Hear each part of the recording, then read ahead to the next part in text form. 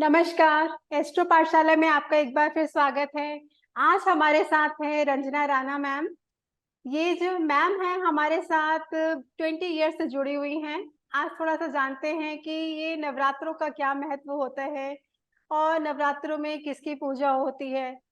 ऐसे समझा तो दुर्गा जी को ज़्यादा माना जाता है नवरात्रों में, तो आज दुर्गा जी की ही बात करते हैं। मैम थोड़ा दुर्गा जी के बारे में बताएँ आज? देखिए, नवरात्रि के जो 8वें दिन अष्टमी जो होती है, उस दिन दुर्गा माँ की पूजा की जाती है, जो गौरी माँ हैं। ये हम देखते हैं हिमालय राजा हिमालय जो हैं, उनके यहाँ पुत्री के रूप में उत्पन्न हुई थी और बचपन से ही इनको शिव जी को अपने लिए पति रूप में पाने की इनको इच्छा थी और इन्होंने घोर तपस्या की और ये जब तपस्या देखकर शिव जी ने इनको स्वीकार किया। मगर इतनी क कठिन तपस्या करने से इनका रंग जो है, ये काला पड़ गया और इस पे धूल और मिट्टी चिपक गई। ऐसे में शिव जी ने उनको फिर गंगा जल से स्नान कराया और जैसे ही इनका स्वर्ण कांति एकदम गोरा जैसे रंग है, ये निकलने लगा और चमकने लग गया, इसलिए इनको जो ये इनका रंग निकला ये गंगा जल से स्नान करने के बाद, इसीलिए इनको गौरी माँ का नाम दिया गया है। और इसके साथ-साथ हम ये देखते हैं कि इनकी उपमा इतनी ये खूबसूरत और इतनी गोरी थी कि इनकी उपमा जो हम देखते हैं कि ये शंख से और चंद्रमा से की जाती है, इसलिए इनको कई बारी श्वेतांबरा भी कहा जाता है। और हम ये देखते हैं कि इनकी पूजा करने से बहुत ही ज़्यादा हमको लाभ मिलते हैं और हम ये देखते हैं कि इनकी 4 भुजाएँ हैं, जो इनकी दाहिने हाथ की ऊपर की मुद्रा है और इनके उसके 4 जो उनकी मुद्रा है वो अभय मुद्रा कहलाई जाती है और जो बाएँ हाथ में नीचे इन्होंने त्रिशूल पकड़ा हुआ है और हम देखते हैं कि इनके और जो भुजाएँ हैं उसमें एक तो इनका वर मुद्रा है और इसके साथ-साथ एक हाथ में दाहिने हाथ में इन्होंने डमरू पकड़ा हुआ है और इनका जो पूरा इनका जो स्वरूप है ये बहुत ही ज़्यादा शांतिमय होता है।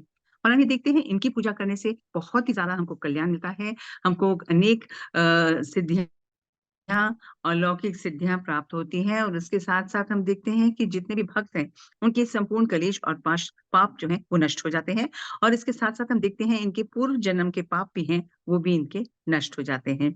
इसलिए अष्टमी वाले दिन दुर्गा माँ की पूजा करने से हमको बहुत ही ज़्यादा कल्याणकारी हमारे लिए होता है और इनकी पूजा हमको संपूर्ण श्रद्धा के साथ अवश्य करनी चाहिए। मैम थोड़ा हमें ये बताएँ कि अष्टमी को किनकी पूजा करनी चाहिए? कौन-सी माता का वो दिन होता है और क्या विधि-विधान है? अष्टमी माता की जो पूजा करने से जो विधि-विधान वो यही है कि इस दिन हमको एक मंदिर में या हमको अपने घर के अंदर एक पाटा बिछाना चाहिए लकड़ी का, उसके ऊपर हमको लाल कपड़ा डालना चाहिए और उसके ऊपर हमको दुर्गा माँ की प्रतिमा या उनकी हमको मूर्ति हो उसको स्थापित करना चाहिए। उसके साथ-साथ हम ये देखते हैं कि एक सफ़ेद वस्त्र भी चढ़ाएँ और उसके ऊपर हमको जो है गौरी माँ का यंत्र भी स्थापित करना चाहिए और इनकी जो पूजा हमें करनी चाहिए वो सफ़ेद पुष्पों के साथ करनी चाहिए और इसके साथ-साथ हम ये देखते हैं कि इनको जो सफ़ेद मिष्ठान है जैसे कि खीर है और मालपुए हैं, इनको बहुत ही ज़्यादा प्रसन्न है। इसकी इनकी ये पूजा करने के बाद हमको इनकी आरती इत्यादि करनी चाहिए और इसके साथ-साथ हम देखते हैं कि इस दिन हमको कन्याओं को भोजन कराना चाहिए और वो कन्याएँ जो हैं वो 9 या 11 होनी चाहिए। हमको कन्याओं को अपने घर में बुलाकर उनके पैर धोने चाहिए जल से और उसके साथ-साथ उनको कलावा बाँधना चाहिए और उनको तिलक भी लगाना चाहिए और उसके साथ-साथ उनको अच्छे से प्रसाद देकर और उनको कोई ना कोई दक्षिणा देकर उनसे आशीर्वाद देना चाहिए और उसके बाद ही उनको अपने घर से उनको विदा करना चाहिए। ऐसे करने से बहुत ही ज़्यादा हमको आशीर्वाद मिलता है, देवी माँ बहुत ही ज़्यादा प्रसन्न होती हैं, जब हम इस प्रकार करते हैं। इसके साथ-साथ हम ये देखते हैं कि इन दिनों में हमारे लिए बहुत ज़रूरी है कि कुछ हम उपाय करें, जिससे बहुत ही ज़्यादा हमारे लिए कल्याणकारी रहेगा। सबसे पहले तो हम ये देखते हैं कि इस दिन जो है हमको जो कई लोगों का इस दिन में ये पूजा का समापन करते हैं तो सप्तमी, अष्टमी या नौवीं वाले दिन हवन पूजा भी की जाती है।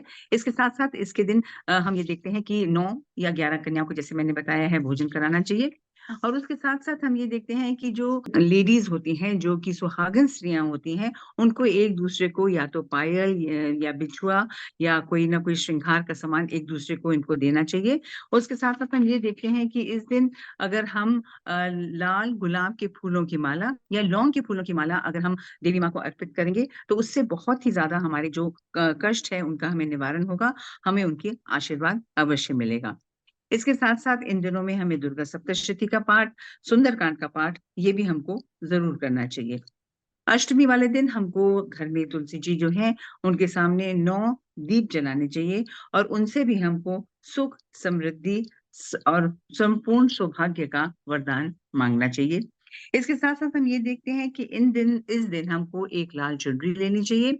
उसमें हमको पतासे और 5 मेवे और साथ में फूल मखाने डालकर और एक सिक्का डालकर हमको देवी माँ के मंदिर में जाकर उनकी गोद में रख देने चाहिए और उससे हमको अपने बच्चों के लिए और अपने घर परिवार के लिए आशीर्वाद की कामना करनी चाहिए, जो कि बहुत ही ज़्यादा इनके लिए अच्छा रहेगा। इसके साथ-साथ हम ये देखते हैं कि इस दिन जो है हमें देवी माँ का जो लाल ध्वजा होती है, उसको भी इनको अर्पण करना चाहिए। उससे भी हम देखते हैं बहुत ही ज़्यादा हमारे लिए लाभकारी सिद्ध होगा।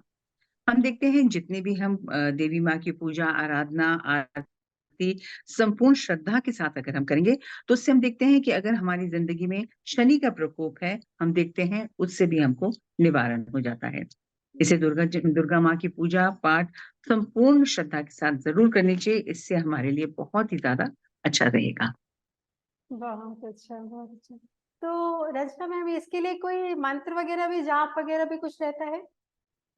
हाँ, एक जो मंत्र है जो देवी माँ को हमको ज़रूर करना चाहिए और इससे वो बहुत ही प्रसन्न होती हैं, वो मंत्र है, या देवी सर्वभूतेषु गौरी रूपेण संस्थिता तस्यै नमस्तस्यै नमस्तस्यै नमो नमः। इससे वो बहुत प्रसन्न होती हैं।